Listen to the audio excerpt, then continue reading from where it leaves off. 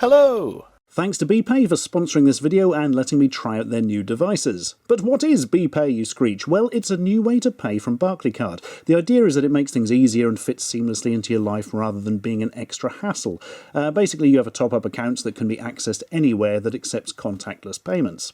Now, bpay have said I can have a day out in London and have £30 worth of touristy tat to review, which is brilliant because I really want a day out in London, and in no way do I have to travel up there for a meeting anyway. No, I don't know where you get these ideas. But before I go, I need to pick from one of the 3 devices they offer. They're all different to fit into different lifestyles. First up is this rather fetching key fob, or key ring, depending on your preferred terminology. The idea is you can attach your keys to it and get it straight out of your pocket and pay for something without having to fiddle through your wallet trying to find all the right card and that kind of stuff.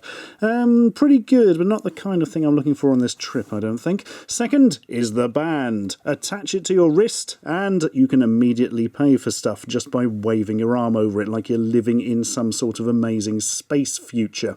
Very useful if you're having to pay for a lot of things in a short space of time, like for instance you're going on the London Underground or something. Beep and you're through, and the people behind you in the queue will love you forever. Again, not quite the sort of thing I'm after. And the third one, a sticker.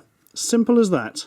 Stick it to whatever you want and it becomes a contactless device for buying stuff. Now this is extremely useful, of course. You could stick it on your phone, for instance, and then you could pay for things through your phone even if your phone has run out of battery.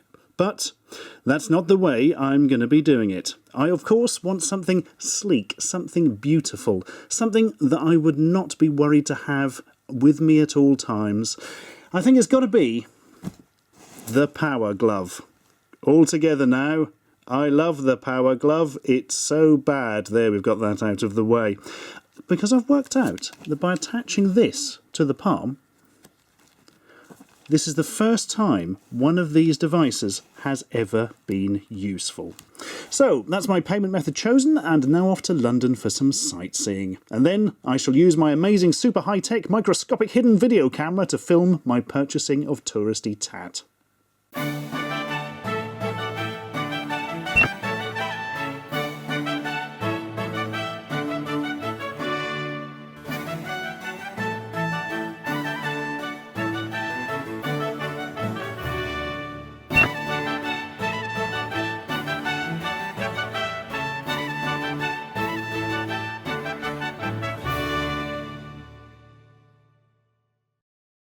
That's enough sightseeing for the moment. Time to move on to the shop. Ah yes, we started with commemorative plates. Well, I say commemorative, they're only really commemorating the fact that London exists. I always enjoyed these weird 3D effect ones, which you can't even use as plates. Marvellous. Put that back carefully as I had no intention of buying it. Oh, oven gloves! You can never have too many oven gloves. I picked this one pretty much at random.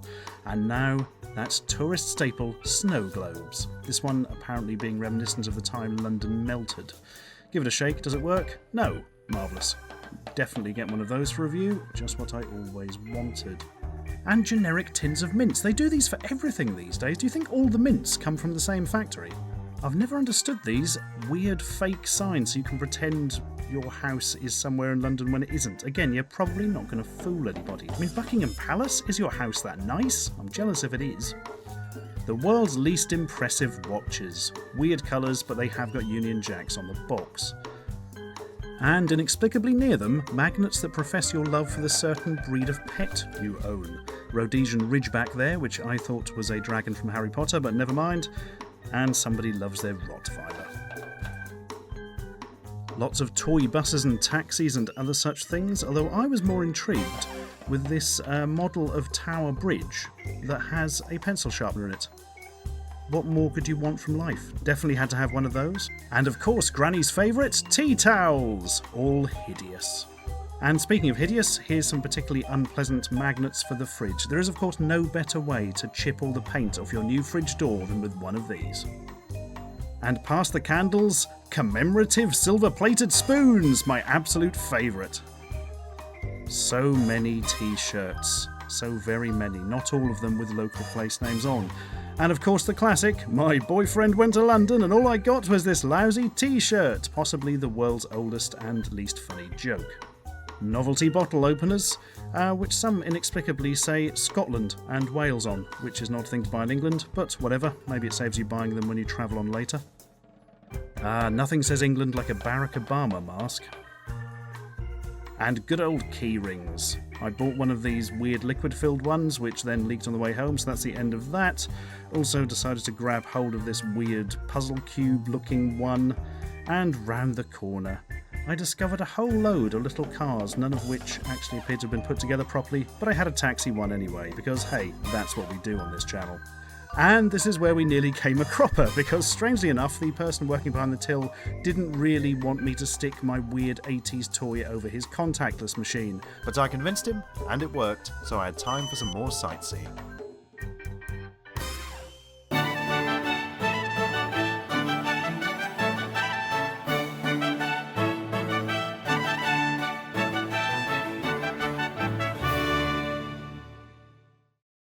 Then I realised I had some money left, so I went off to some other shops and bought some ancient video games and a toy dragon.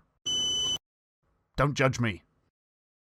So then, that's pretty perfect. And I must say, I would not have gotten away with it if it wasn't for my amazing cutting-edge, super high-tech, microscopic hidden video camera. With that on my shoulder, they didn't suspect a thing. Anyway, time to go and look at what we bought like. And we start off with a glove. In fact, I would say the only glove in the world worse than that glove. A very, very thin oven glove. So thin, in fact, I'm not sure I would really trust it to pick up anything hot for any period of time. But it's the beautiful design that draws the eye, and by beautiful, I mean ridiculously hideous.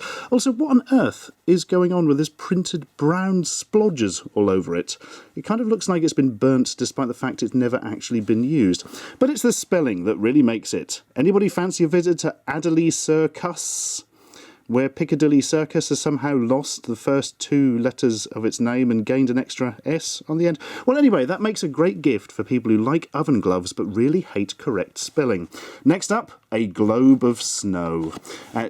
Good lord, I spent £4.99 on that. Good grief. I'll tell you what, it's probably not going to go on the middle of my mantelpiece. For you see, it's one of those things where they've kind of amalgamated all the major landmarks into one weird area, a circular area around a globe in this instance. You've got St Paul's Cathedral and Tower Bridge and a big red bus and the Palace of Westminster and all your favourites mashed together.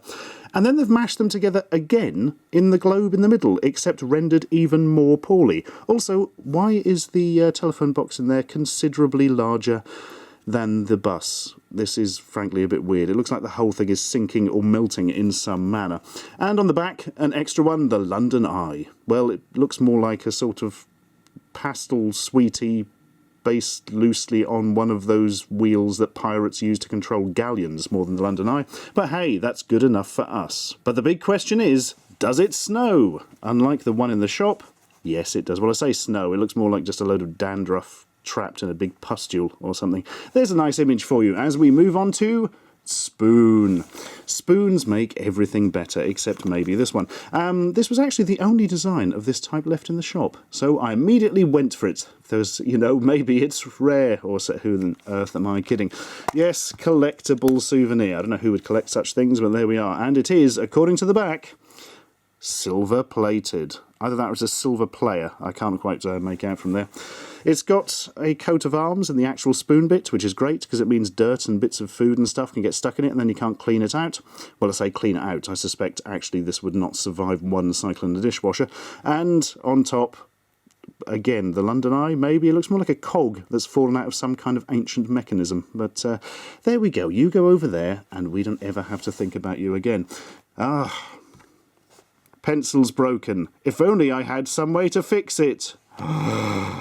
Great Britain Tower Bridge die-cast sharpener for sharpening all your die casts. Yeah, it's supposed to be the mighty Tower Bridge, which many people think is called London Bridge, but that's the boring-looking one.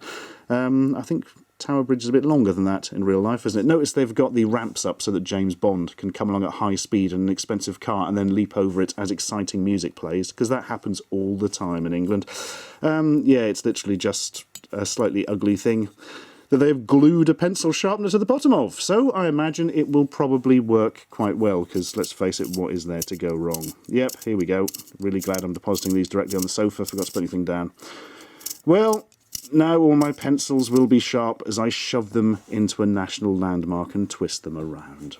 But finally, let us not forget the mighty key rings. Although I must say, we've only got 2 out of the 3 because the one with liquid in leaked, and that was the end of that. Look, puzzle cube, like that one that was popular in the 80s. But this one loves London. Hooray! But unfortunately, I've kind of messed it up, and I don't actually have time to get the other ones back at the moment because it's a fiddly mess. What have we got then? Some sort of brightly coloured picture of the London Eye, nice red London bus with a Union Jack, a picture of Tower Bridge, and what I think is the Palace of Westminster at sunset. Marvellous. But now I've managed to rotate it so many times, it's basically nothing. Don.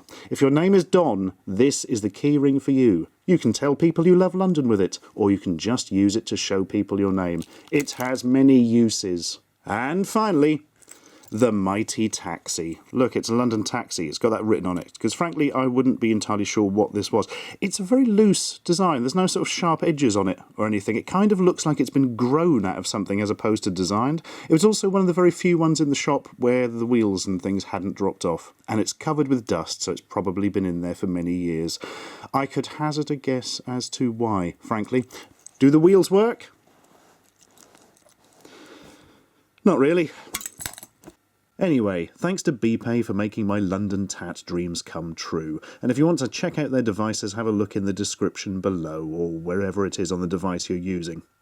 I'm now going to attempt to attach this spoon to the power glove, thus massively increasing its value.